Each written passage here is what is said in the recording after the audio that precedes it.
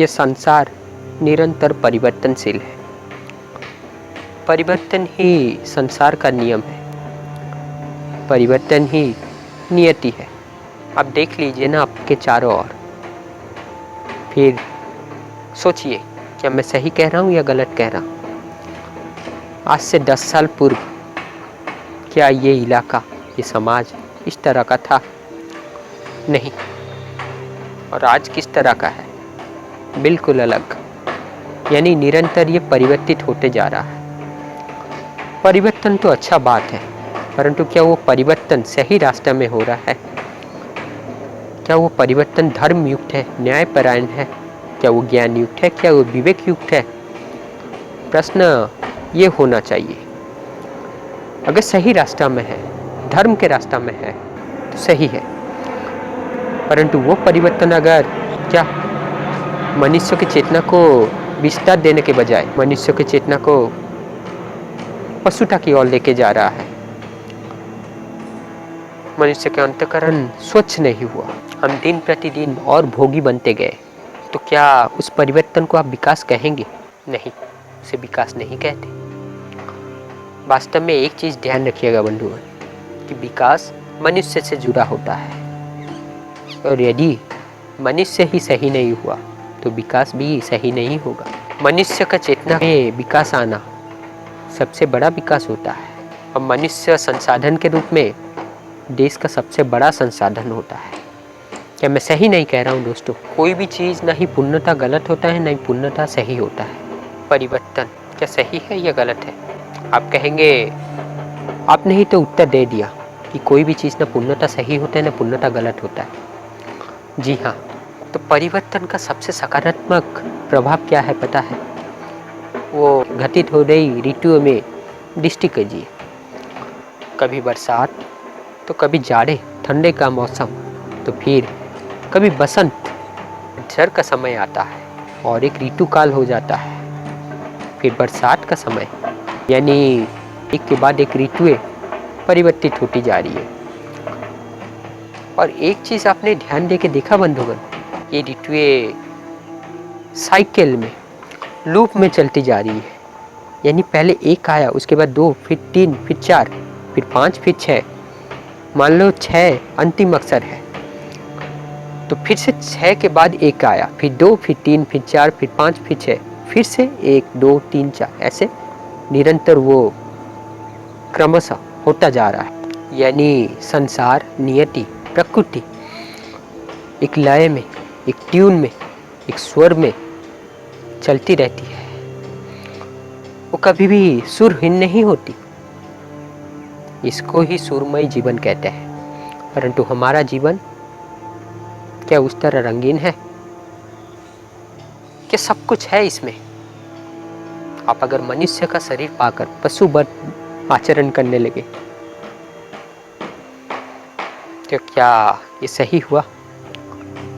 जब प्रकृति ही परिवर्तन को अपना रही है, परंतु उस परिवर्तन में भी एक लय, एक स्वर, एक गाना सुनाई देता है, तो क्या हमें परिवर्तन को अपनाना नहीं चाहिए?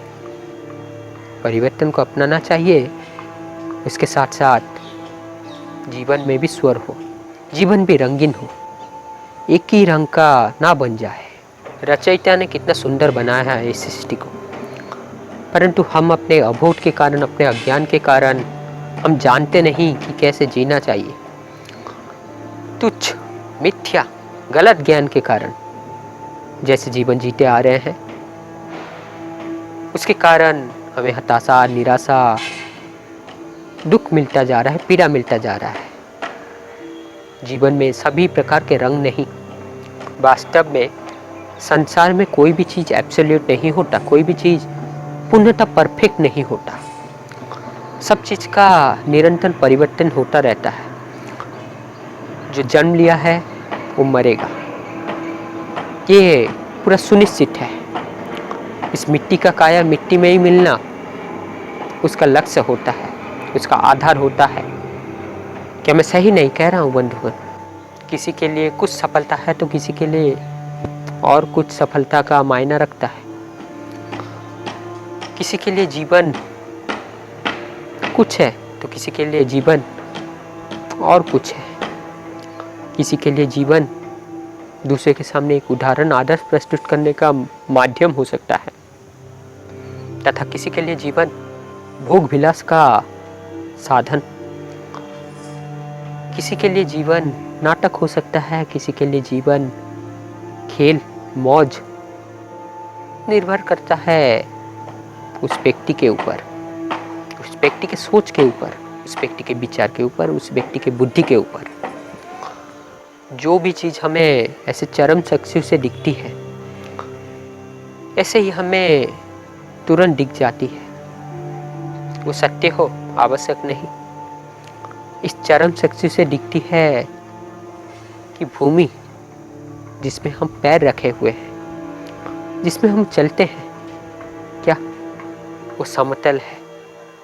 हाँ, बीच में थोड़ा बहुत उबड़ खाबड़ है, परंतु उसके बाद भी अगर हम ज़्यादा से ज़्यादा इस चरम चक्षु से लंबा दृष्टि दे तब भी वो समतल लगता है, ठीक ना? परंतु बंधुगण, क्या ये भूमि,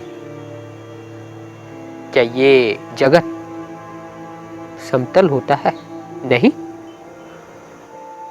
पृथ्वी समतल नहीं, पृथ्वी गोलाकार होता है, अंडाकार होता है।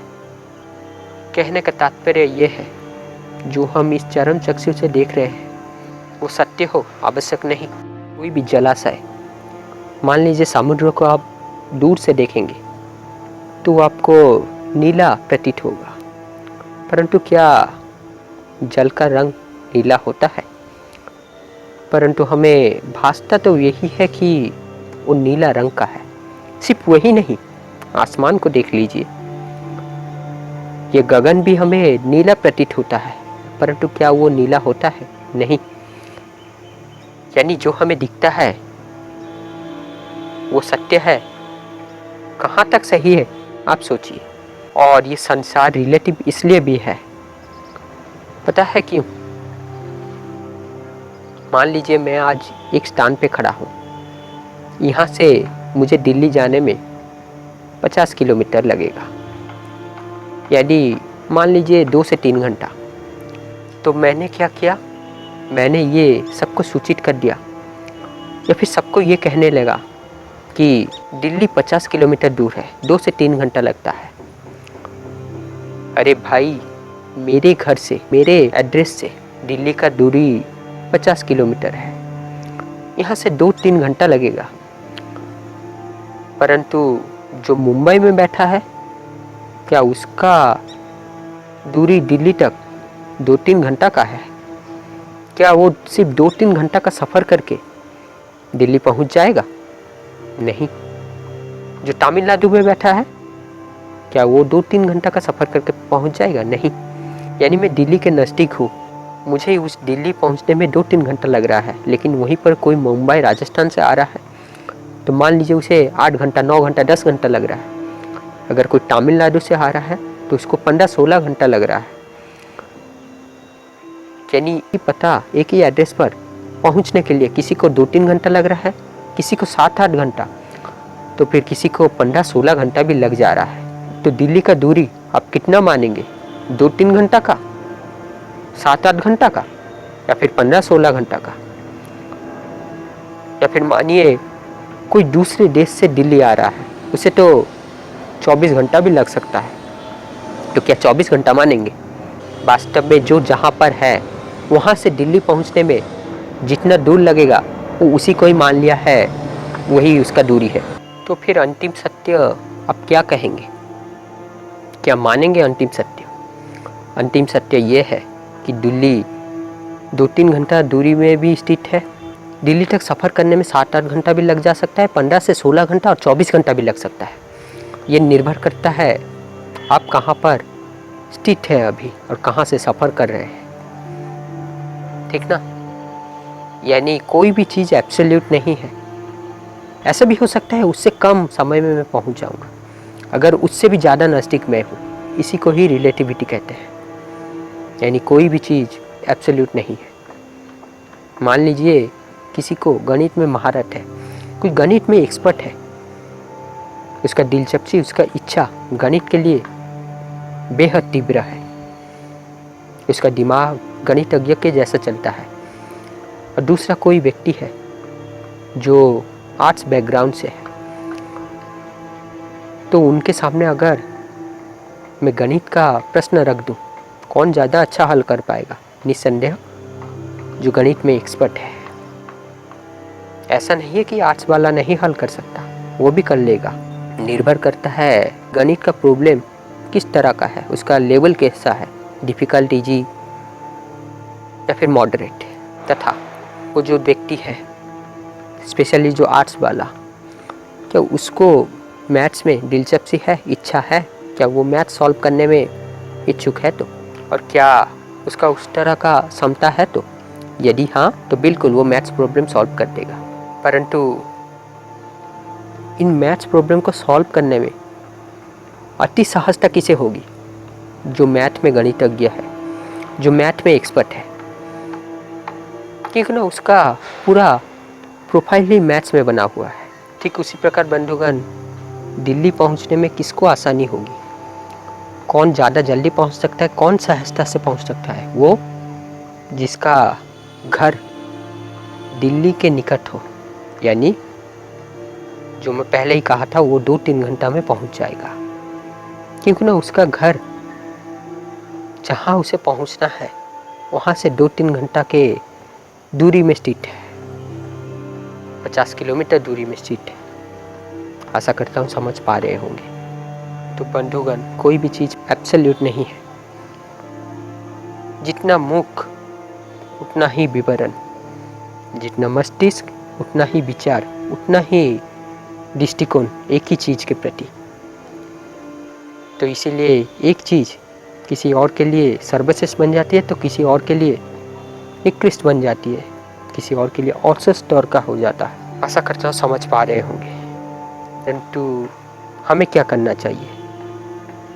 हमें सशक्त होना चाहिए, ज्ञान, बोध, बुद्धि धारण करना चाहिए। तब जाके हम कौन सा कार्य करना चाहिए, कौन सा जीवन को अपनाना चाहिए, जान पाएंगे। हम भीड़ की भांति इस पर उस पर निर्भर नहीं होंगे। अच्छी खासी परख कर, अपना स्वधर्म देखकर और धर्म क्या है उसको देखकर अपने आप को आगे लेके जाएंगे। तो बंधुगण, और कुछ कहना नहीं चाहूँगा। आशा करता हूँ जितना भी कहा हो उतना समझ में आया होगा। तो सत्य के रास्ते में, धर्म के रास्ते में आगे बढ़ते रहिए। अगर सही मनुष्य सत्य धर्म के रास्ते में आगे नहीं आते, तो जो दुष्ट दुर्जन व्यक्ति है वो अपना तांडव करते रहते हैं, जिससे समाज में अनीति, अत्याचार, कुरीतियाँ, पाप, दुष्कर्म, असत्य, अज्ञान में वृद्धि होता रहता है। और हमें असत्य, अज्ञान, पाखंड को खंडन करना है, न कि इन्हें मंडन करना है। आगे बढ़िए, क्या सोच रहे हैं?